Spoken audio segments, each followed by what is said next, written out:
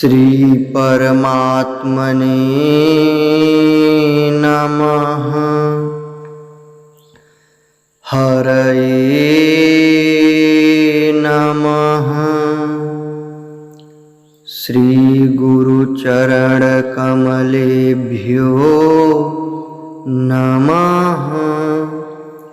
श्रीमद्भगवद गीता अथ द्वितीयोऽध्यायः श्लोक 46।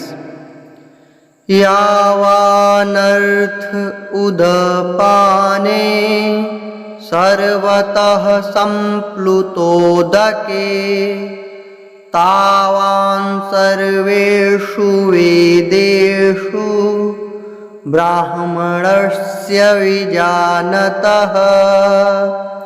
यावानर्थ उदपाने सर्वतः सम्प्लुतोदके तावान् सर्वेषु वेदेषु ब्राह्मणस्य विजानतः।